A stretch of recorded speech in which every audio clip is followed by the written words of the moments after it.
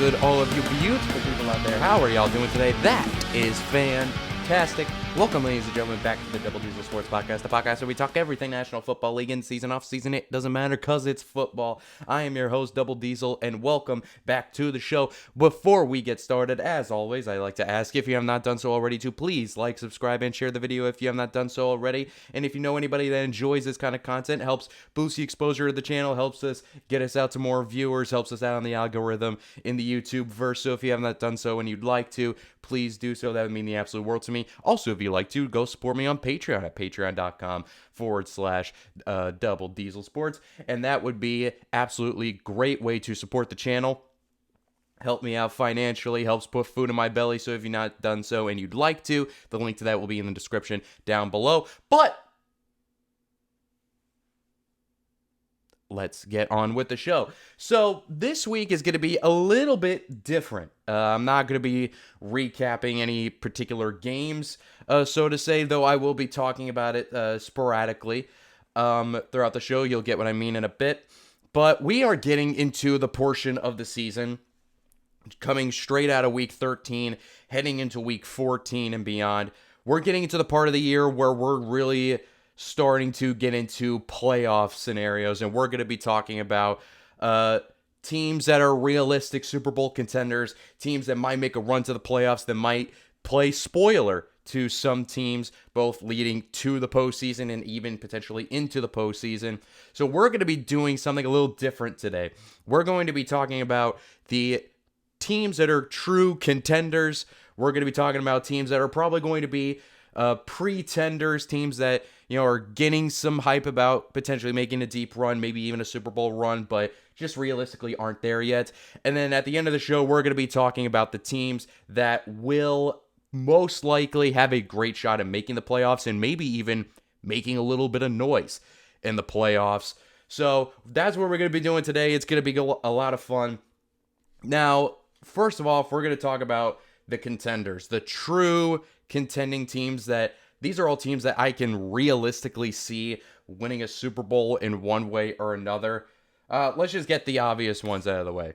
There's really two ones that are just blatantly obvious as far as teams that absolutely are Super Bowl caliber, and that is the Baltimore Ravens and the San Francisco 49ers.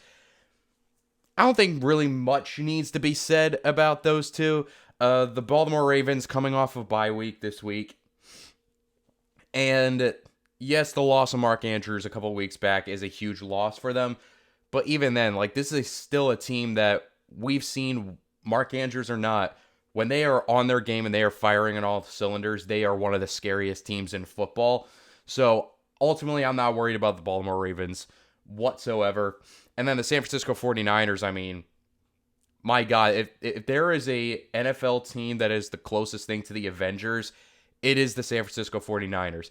We've seen, like, this team, when they are not healthy, they are vulnerable, and that's the biggest bugaboo with this team, is that they have not been able to stay healthy over these last few years throughout the entirety of a season. That's really what's prevented them from getting over the final hump and winning a Super Bowl. But you just saw it this past Sunday. Like, when they are healthy, they are the closest thing to unstoppable as unstoppable can get. They went against a 10-1 Eagles team in Philadelphia and just ran through them, despite the fact that they went the entire first quarter having negative yards of offense. And yet, they seemingly got their shit together and then proceeded to just curb stomp the Eagles for the remaining 3 quarters of that game. And yeah, like I said, there's really not much to be said about those two teams. Now let's talk about 3 more teams that are also contenders that I view as legitimate contenders that are not as surefire as Baltimore and San Fran, but they're pretty damn close to it. First off is the Philadelphia Eagles, and I know we're starting to lose a little bit of steam on the Eagles, and rightfully so. This team is not as good as we all thought they were, but they're still a pretty damn good team still. They still have an incredible amount of talent on their roster. Their defense still has not been as good, but they can stop opponents when they need to, or in this case, when they want to. And, you know, the Eagles offense with Jalen Hurts, A.J. Brown, Devonta Smith, they are still, when they are on their game, they are still the best trio in the NFL as far as quarterback to wide receivers go. And that running game is still really effective. DeAndre Swift has kind of had a career resurgence this year. We know, like, the Eagles' offensive line is the best offensive line in football. And the issue with them is just sort of, having like a win where they can really put their cap on. And Sunday was really the day to do that. And we saw the results of that. So ultimately, I'm not super worried about the Eagles because I still think they are definitely one of the two best teams in the NFC for sure. And they absolutely will make it probably to at least the NFC title game. But as far as if they were to meet the 49ers in the NFC Championship game, who would win? I can't imagine them getting past the 49ers. Now, if they play somebody else other than the 49ers in the NFC title game, yeah, book your ticket to Vegas, baby. But yeah, that's really the one thing. But I still view them as a team that if the cards fall the right way, they absolutely can be a Super Bowl contender and potentially win a Super Bowl. And the next team I want to talk about, also an NFC team, is the Dallas Cowboys. And I know that's probably not something a lot of people want to hear. I know it's something that a lot of people are probably going to be skeptical about because they're like, hey, where's the big win against, a great football team? And you're absolutely right. They really have been known this year as sort of bullying the teams that are not really all that good this year. And they haven't really beaten a team that you're really truly scared of. You could really kind of say that they beat a playoff caliber team this past week in the Seattle Seahawks on Thursday Night Football, which was an incredible game, by the way. But even then, you can still sort of say, like, well, the defense let up a lot of points and let up a lot of yards against the Seattle offense that's been really inconsistent. And that's going to scare a lot of people in saying, well, maybe this team is in Super Bowl caliber. And you absolutely have a reason to think that. But at the end of the day, this team is just way too talented. This team does have a little bit of feistiness to them in a way, which is not something you're usually used to saying about the Dallas Cowboys. But, this team can pull it together and can grit out a win if they need to. And the one game where they lost against a really good football team in the Philadelphia Eagles, even then, like, that was a game where you watch that game and it's like, yeah, the Cowboys were clearly better than the Eagles that day. And things just didn't fall their way. Now, it's a matter of, can they beat the big dogs when need be? And that's still a question that needs to be answered. But Dak has been playing out of his mind. He's been like a legitimate MVP candidate this year and absolutely should get consideration for it. And CeeDee Lamb has really emerged as one of the top receivers in football. It's been kind of brewing for the past few years, but this year it's really taken a step of like, yep, he's asserting himself into one of the elites of the elites as far as receivers go. And at the end of the day, this team is just way too talented to not be in consideration as a team that can absolutely make a run to the Super Bowl. And then the last team I want to talk about is an AFC team, and it's one that's probably going to shock a lot of people. As far as a team that I can absolutely see winning a Super Bowl, and that's the Jacksonville Jaguars. Like, I know they just lost on Monday night in overtime to a Bengals team where basically their season is over since the Joe Burrow injury. And I know Trevor Lawrence suffered an injury in that game as well, but thankfully it wasn't anything severe. It's only a high ankle sprain. He'll be back in a few weeks, so we could take a breath on that.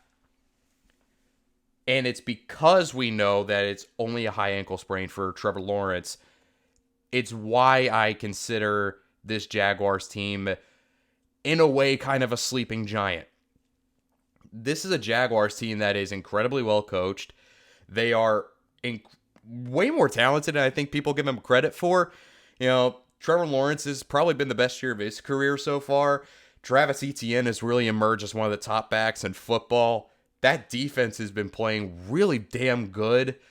And, they've had some pretty impressive wins this year. and they've gone toe to toe with some of the better teams in the NFL. And I don't know, man. It gives me this Jags team gives me like 2021 Bengals vibes in a way where no one really kind of expected them to really do much as far as making a true run to the playoffs go. And this is absolutely a team that is like could be really dangerous come January. And it would not shock me at all if this team ends up beating Baltimore in the postseason. It doesn't shock me if they beat Kansas City in the postseason. They are good enough and they're talented enough, especially if Trevor Lawrence comes back healthy. And Christian Kirk also suffered an injury on Monday night. I don't know how long he's going to be out for. We still don't really know how long he's going to be out for. But if there's a possibility, if they get even Christian Kirk back as well, this team can be really, really dangerous. And they are absolutely good enough to make a Super Bowl run. And then there's two more teams in this contender tier that I kind of want to talk about. And that is, there are two teams that I'm kind of seesawing in between contender and pretender, but I ultimately led towards the contender side with these two teams, but it's very, very close. They're both very on the edge. The first of those teams is the Miami Dolphins.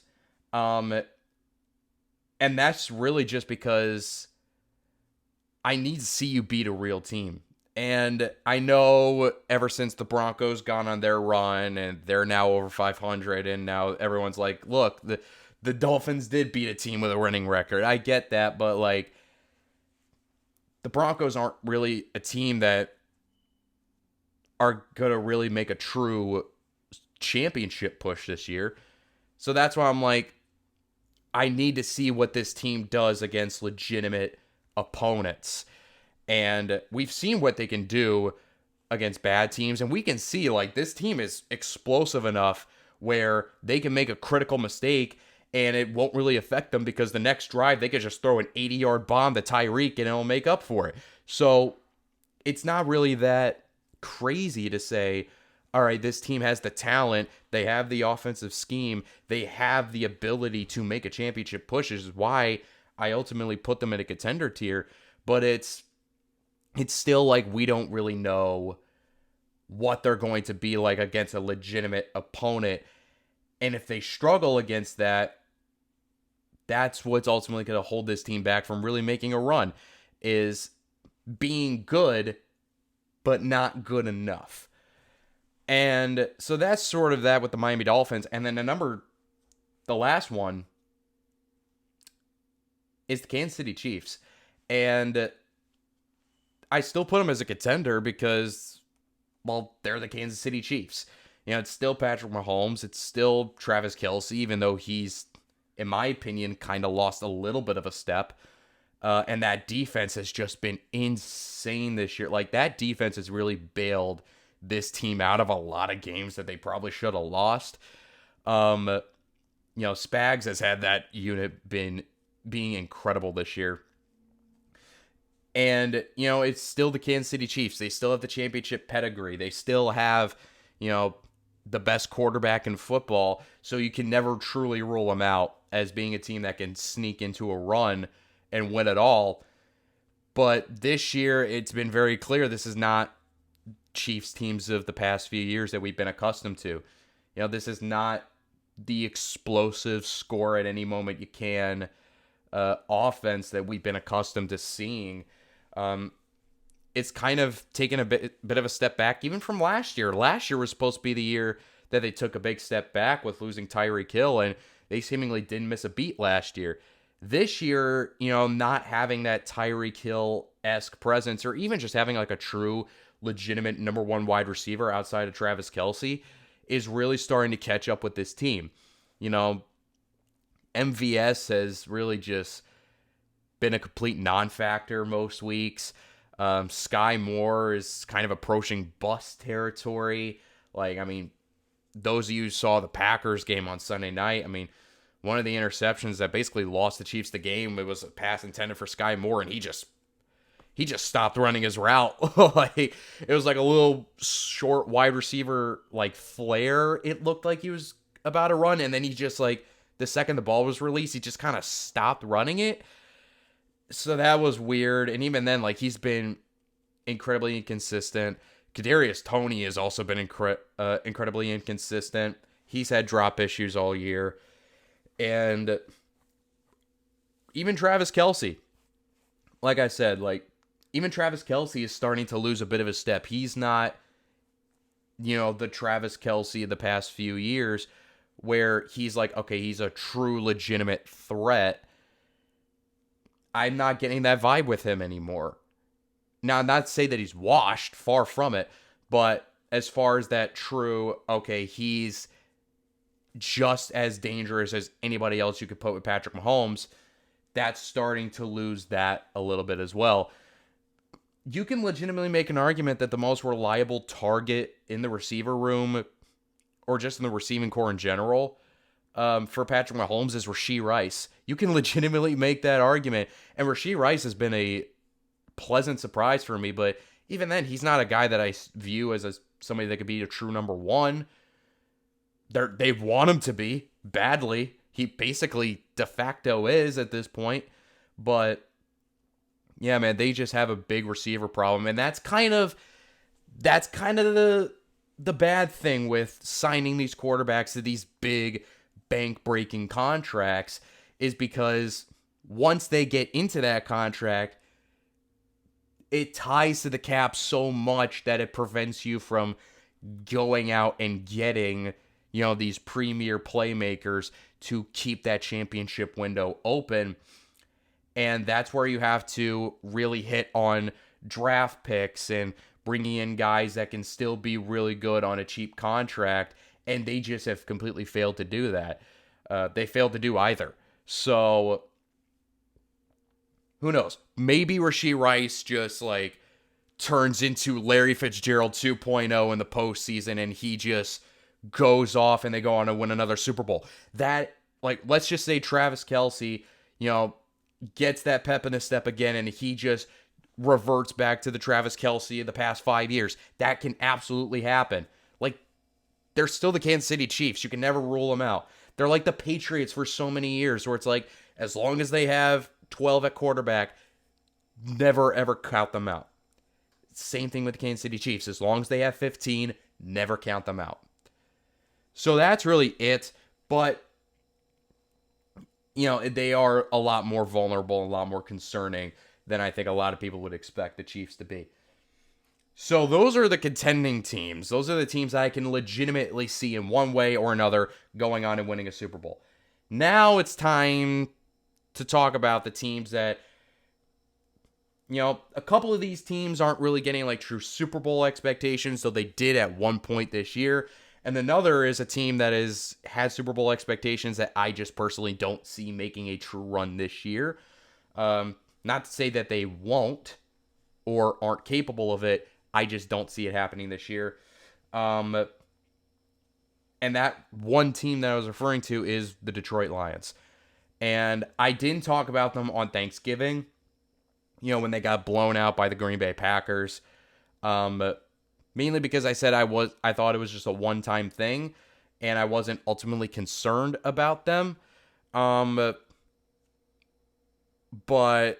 after this weekend, I am slightly concerned about if this team can really make a push. And yes, they got the win over New Orleans. Yes, they went on a 21-point blitzkrieg in the first quarter.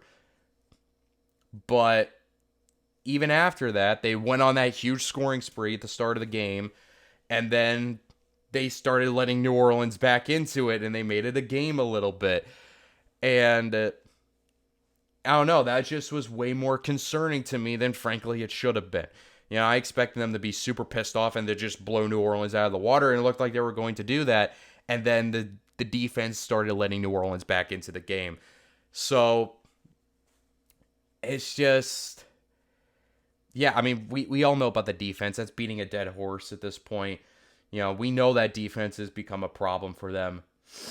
But now I'm starting to get a little nervous, looking back on these games. And somebody pointed this out. Outside of week 1 against Kansas City Chiefs on opening night, where the Chiefs were missing both Kelsey and Chris Jones, what's the true statement win this year for the Detroit Lions? They don't really have that one game outside of the Kansas City game where even that, like, they didn't play a perfect game in that game. But they don't have that one win that they could really tip their cap on and say, yep, that's a team that can absolutely go on and win a Super Bowl. Now, we know the offense is great. The offense could put up points. We're not super worried about the offense. But even then, like, those are times where, like, we've seen, like, over the past month or so, it's a matter of, is Jared Goff going to cost you games? Because we've seen, like, Jared Goff, like, 2 of the last 3 weeks has, like, pretty much almost cost them games or did cost them a game against Green Bay, where he would just turn the ball over. He'd be reckless. He would not look like anything like the Jared Goff we've seen for most of the season.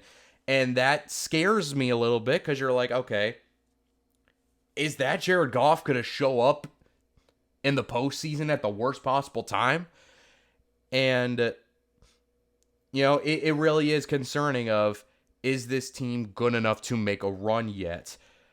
I'm not saying they're fraudulent. I've heard some people saying that they're a fraudulent 9-3. I don't think they're a fraudulent 9-3. I think this is a good enough team that they're good enough to be a double-digit win team and win their division.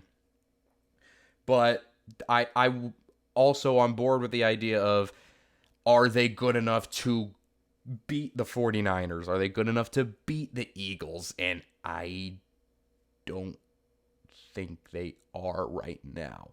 Now, let's look at the remaining schedule real quick. Okay, so they play at Chicago this Sunday, and then they're home against Denver, who's been on a hot streak themselves. Then they're at Minnesota, and then they're at Dallas, week 17, and then they're home against the Vikings. So,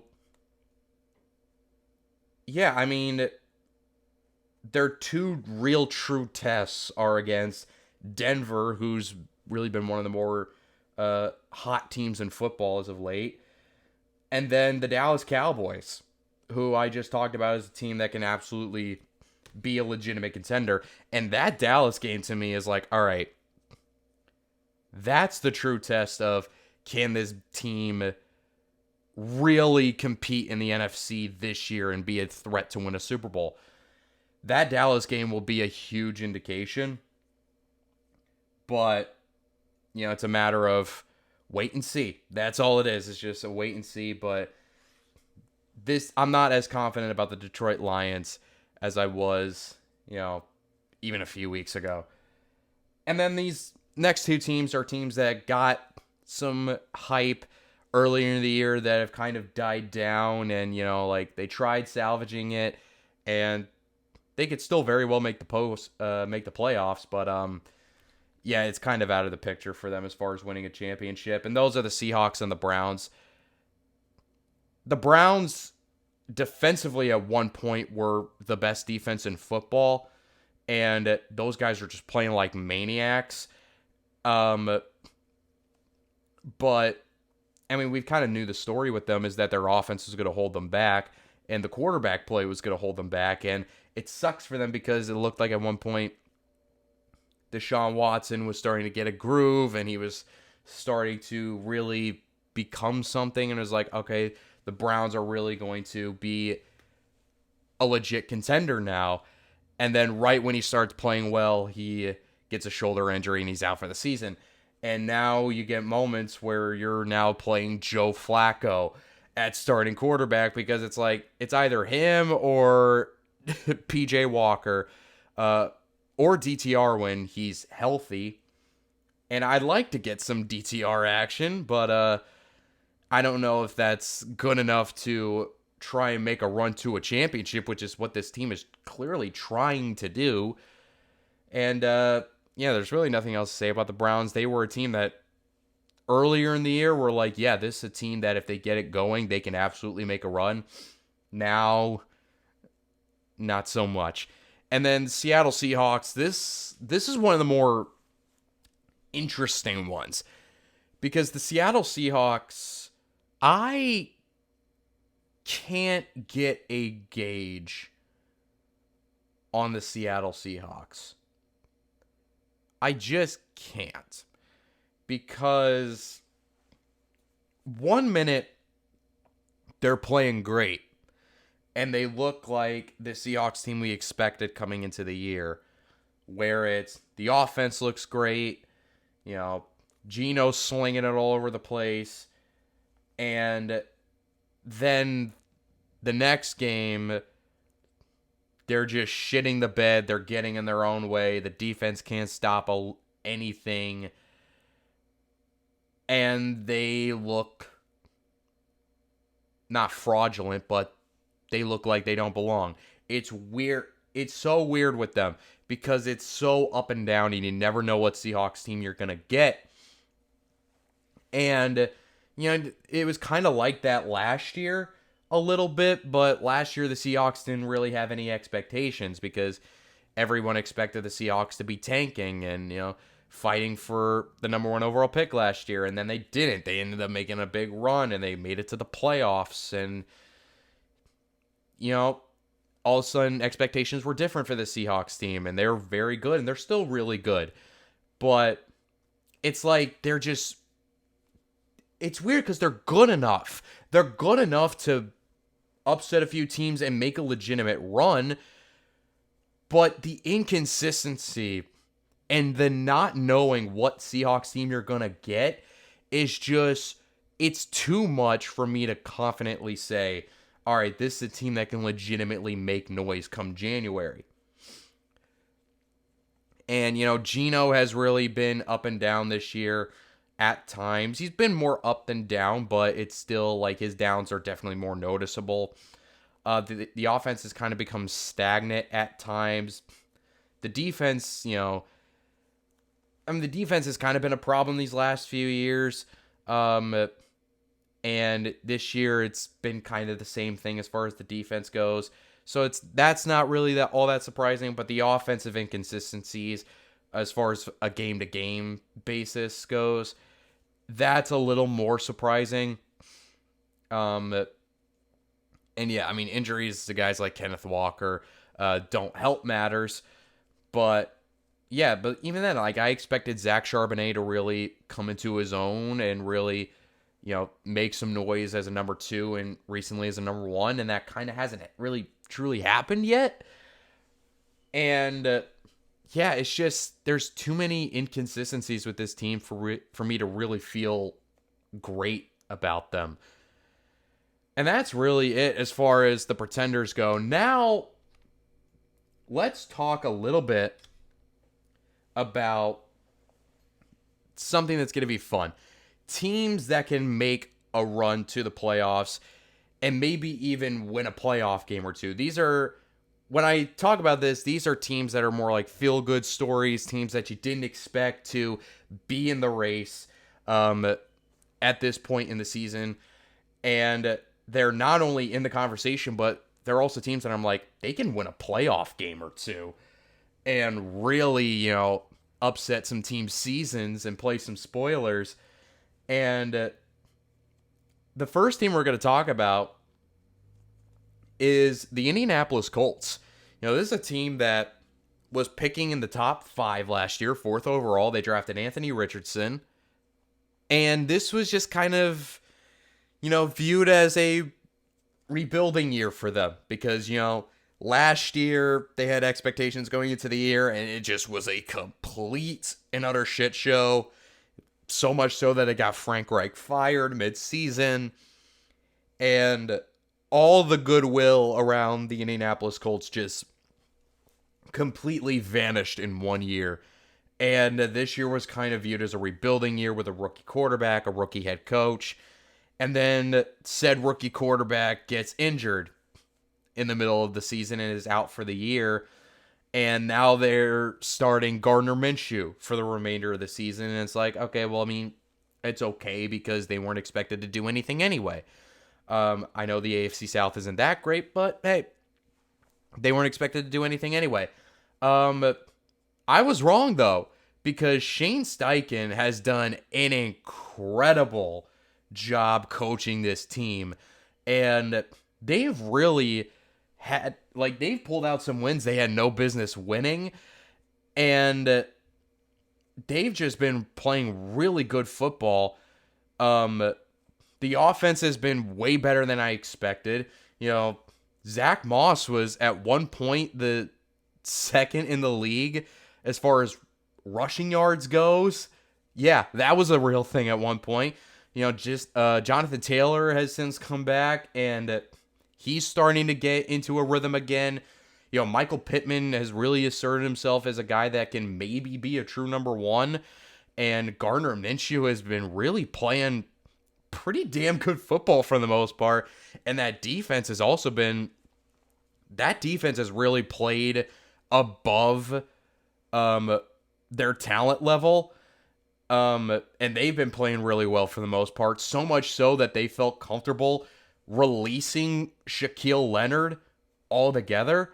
So, which made sense. I mean, he was basically the fourth best linebacker on that team by that point. So, they really have been a true surprise this year. And it would not shock me at all if this team really pulls out a lot more wins and makes a run and sneaks in as a 7th seed. Now, whether they win a playoff game or not depends on who they face. But it would not surprise me at all if this team sneaks its way into the postseason, and that was not an expectation at all this year. And as a matter of fact, speaking of teams that had no expectations whatsoever with a rookie quarterback and a rookie head coach, let's stay in that division and talk about these damn Houston Texans, man. This is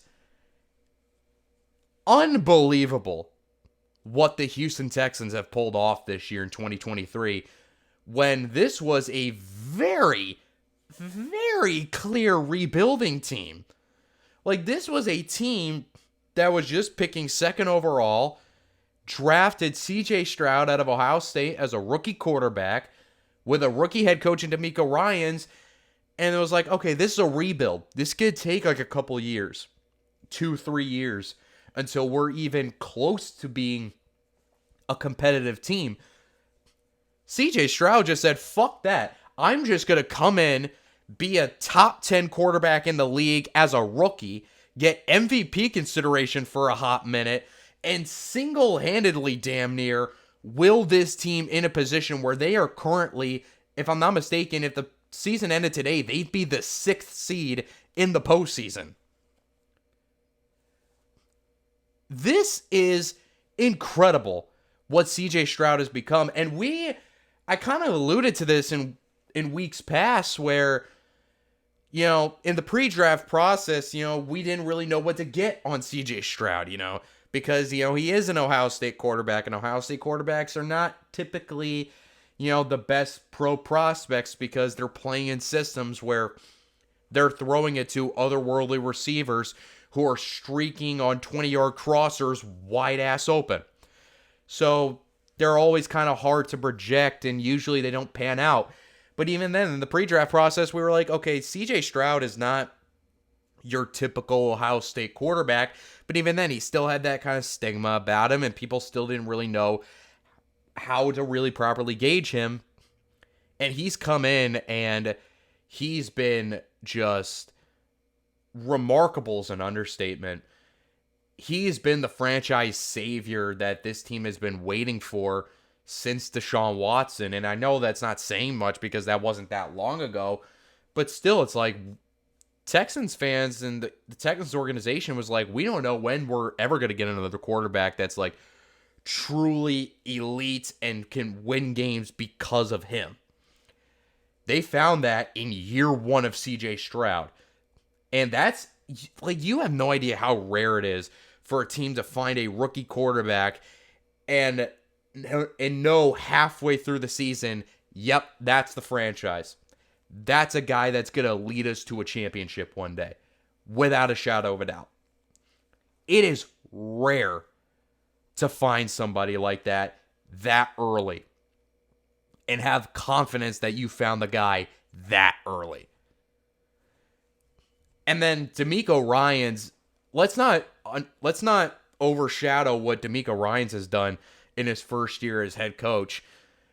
Like he came in as a defensive minded guy, and he has that defense playing out of their fucking minds.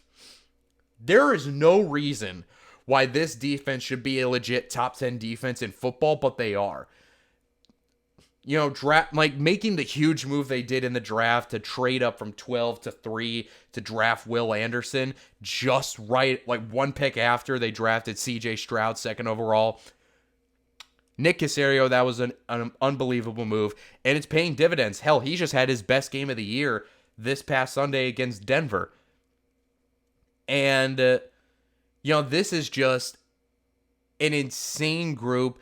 They're one of the leading league leaders in pressures this year as a team. And this is a defense that has Will Anderson, Jonathan Grenard, who's been incredible this year. They're both really good players, but they're not like these world beaters. At least Will Anderson isn't right now. He's good enough where he can be.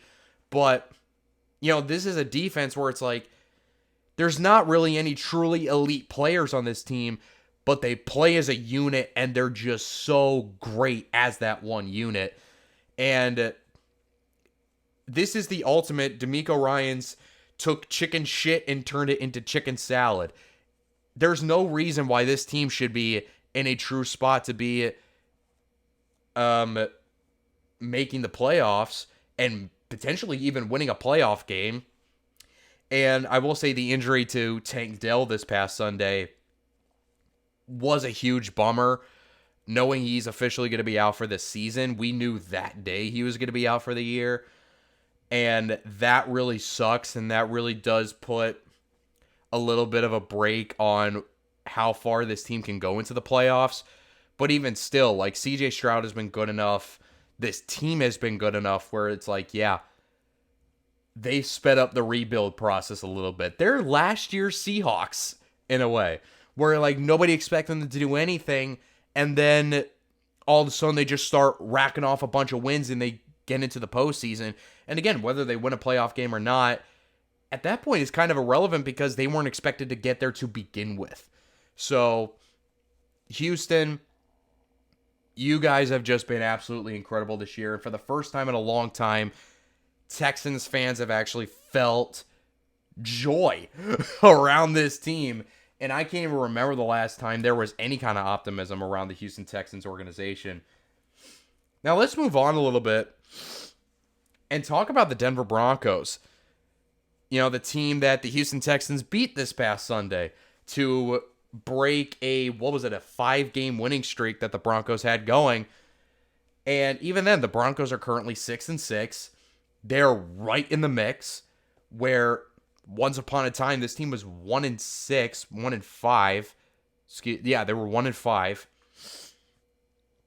And they looked dead in the water. They were, all right, Caleb Williams or Drake May, here we come. And all of a sudden they won a game, and it was like, damn, why? We're trying to get that draft capital to get one of these guys. They win another game. Why? Why are we doing this? Win the third game. No, you're giving me hope. Don't give me hope. Win the fourth game. Hello. We're at 500 now. Winning game 5, now we're over 500. Now we're off to the races. Now we have a legitimate shot here. And, I mean, they almost beat Houston. They almost beat Houston on Sunday. Like, there was a legitimate chance that they could have gotten their win streak up to 6, and they'd be sitting here at 7-5. And now they're in full control of their own destiny. And they, in a way, still are, but they're still, in that mix with a bunch of teams that are just sort of fighting for survival. But out of all those teams, or most of them, Denver is absolutely the one. They have the most momentum. They have probably the better talent. Sean Payton is really, give Sean Payton his credit. He has gotten this team to buy back in, and they've really ripped off all these wins, and they've been pretty impressive wins. They've beaten Kansas City. They had that really good win against Minnesota on Sunday night. And, they've really had a big bounce back and they've really, you know, gotten it together. Russ has been playing good. He's not playing like the top 5 quarterback he was in Seattle, or that he's not playing like the guy that Denver thought they were going to get, but he's still been playing good enough to where they're winning games. Cortland Sutton has been playing like a man on a mission. Like, where has this Cortland Sutton been? It's so great to see that, where he's basically, Brett Coleman has said he's basically become Tyler Lockett now, which that's pretty damn good for the most part. And yeah, man, they are just a feisty team that's really pulled off all these wins. And, all of a sudden, a team that went from being down in the dumps, no hope, no future whatsoever, to now they're building something. And there's real optimism for this team to finally get back into the postseason, a place they have not seen since 2015, which, by the way, was the last time they went and won the Super Bowl. That was Peyton Manning's last season in the NFL, was 2015. That was the last time the Denver Broncos played in January, or at least played postseason football in January. So, yeah, man, the Denver Broncos have really gotten it together. They've been on a roll, and it's been so nice to see. And another team, this time is an NFC. This is an NFC team. And a team that nobody had expectations for, but I personally was pounding the table for, because I was like, I'm telling you guys, this team's going to shock a lot of people. They're going to be really, really good. And they were at the start of the year, and then they weren't for a while, but now they're back on a roll. And that's the Green Bay Packers, the team that got a huge win against Kansas City Chiefs on Sunday Night Football this past weekend. And they have really shocked a lot of people, I think, and people are now starting to buy into it a little bit of, hey, hold on now, the Green Bay Packers are here. And everyone said like the Packers were going to be terrible post Aaron Rodgers. It was driving me crazy that everyone was thinking that Jordan Love was just going to be an automatic bust. And I'm like, hey, he's shown some flashes, and everyone was just holding the one start he had before this year over his head because he didn't look good. But I was like, guys, that one start was against the Kansas City Chiefs in Arrowhead on a short week's notice because Rodgers got COVID like 2 days before that start. So no shit, he wasn't going to look that prepared. But you even saw in the couple games that he came in garbage time last year, where he came in, like I remember distinctly a Sunday night game against the Eagles last year where he looked really good and was slinging it in garbage time last year. And I was like, hey man, he's been sitting for a long time behind Aaron Rodgers, and he's going to look pretty good. And he did look really good at the start of the year. And then things started to taper off. The team started losing, and it was like, yeah, all right, they're starting to look like the team that everyone expected them to be. But in recent weeks, they've picked it up. They picked up some really impressive wins over Detroit on Thanksgiving, this past Sunday in prime time against the Kansas City Chiefs. Even with the power of Taylor Swift in the building, they still were able to pull off that win, and they won that game convincingly. I know the score looks really close, but don't get it twisted watching that game. The Packers were clearly the better team in that game. Clearly they were. So they're really starting to come into their own.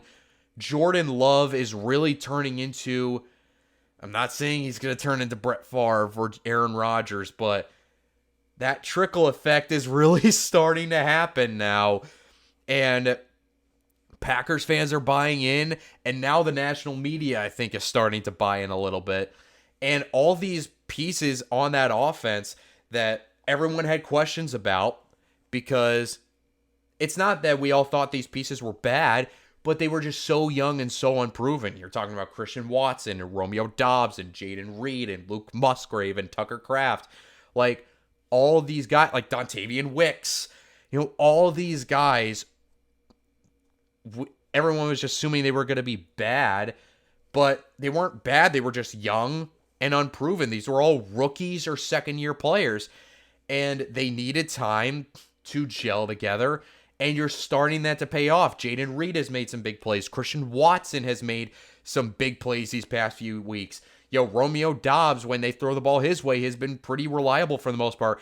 Dontavian Wicks, where the hell has he come from? He's shown to have a little bit of juice to him. And it's just like they're starting to come over into their own, and it's like this is absolutely a team that I don't think they're going to win a Super Bowl this year. I still think they're a year or two away from that. But, they have just been really fun to watch all of a sudden, and it's so fun to watch this team grow and mature and learn how to win football games in the NFL. And it really is so fun to see. And I expect them to just get better. And it wouldn't shock me at all if this team wins a playoff game this year. It wouldn't shock me at all if that happens.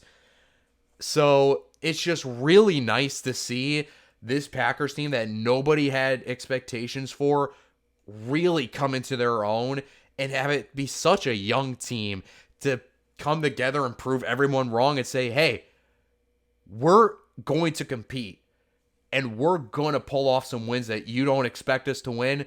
Not only are we going to win those games, but we're going to win those games convincingly. And it's just such a nice thing to see. But that is it for that. And before I wrap this video up, I do want to get more of this in there when I do get questions every now and then through the DMs on my Patreon. Like I said, is in the link in the description down below. And, ladies and gentlemen, we got one this week. And I kind of just wanted to talk about this a little bit.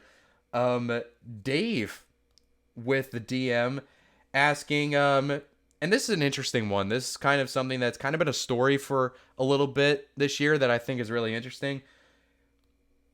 He asks, what is the Vikings' problem? Do you think they even try to win a Super Bowl or just sell tickets? And, like my uncle is also ironically a Vikings fan. And he's kind of felt the same way in a lot of ways where it's, the Vikings have always kind of had talent. That's never really a question. But they've just never been able to get over the hump. And, it's always been something or another. It's been Kirk not being the guy to take them over the hump. It's injuries at the worst possible time. And other times it's just been straight up false hope. I do think this team does try to win a Super Bowl. Every team tries to win a Super Bowl. But they've just been the team of just unluckiness. And especially these past couple of years, like last year they won the division, but I will say is a fraudulent division win because, that was a team that had an historically bad defense. But they went 12-5 and played a home playoff game because they seemingly had a horseshoe shoved up their ass and won a bunch of games they had no business winning. And this year, they had that huge skid at the start of the year. And they started out 1-4 rather. And then they started racking off wins, and they got to 500. And then Kirk gets injured. He tears his Achilles, and now he's out for the season. And now all hope is seemingly lost. And then they bring in Josh Dobbs, and he starts playing well, and they get a couple of wins, and he looks really good. And then in recent weeks, he doesn't look so good anymore. And they just opened the practice window for Justin Jefferson. And I'm not sure if he's coming back this week or not, but he's been out for a while. And it's just like, they're just so like, it sucks to, like, I can't imagine what it's like for Vikings fans to root for them, because it's like every time you get just a little bit of hope, they kick you in the dick in the worst way possible. Whether that's through injuries, whether that's through their own incompetence at times and getting in their own way. But yeah, as far as like actually being a Super Bowl team, this team's a ways away. And Kirk Cousins, I don't think is coming back this year. They could offer him a 1-year contract or whatever, but I don't even know why at this point he'd even accept that. But, this is a team that for sure should look for a quarterback in the draft. And let's just say they do that. Let's say they get into the first round. They're picking in the middle of the first round. And let's say they use that pick to draft quarterback that's probably going to be available. Let's just say they draft a Bo Nix out of Oregon. And it's like, all right, let's have an official, like, here's a young quarterback with a lot of tools and a lot of potential. Let's build around him. Because he's already going to start off with Justin Jefferson. He's already going to start off with Jordan Addison on a rookie contract. Let's just sort of take it step by step and let's rebuild this thing a little bit to try and establish something more concrete. Let's build this defense up with a little bit more talent. And let's try and establish something where it's like, all right, it's true, it's secure, and it's like, all right, we're going to build this thing to make sure we don't get into our own way and that we have the talent and we're good enough to get over that hump. Because it's always something that prevents them from doing that. And that's easier said than done. But at this point, if you're the Minnesota Vikings, you got to have a little bit of baby steps. But yeah, he sent me that DM, and I want to do a little more of that when I do get those questions. Talk about those things a little bit that aren't so much mainstream stories. That'd be interesting to talk about. But with that being said, that is the end of the episode today. Like I said, if you're not done so already, please like, subscribe, and share the video if you're not done so already and you'd like to. And also, if you want to support me, go support me on Patreon at patreon.com/Double Diesel Sports. And that link is in the description down below. With that being said, though, I'm Double Diesel. Peace.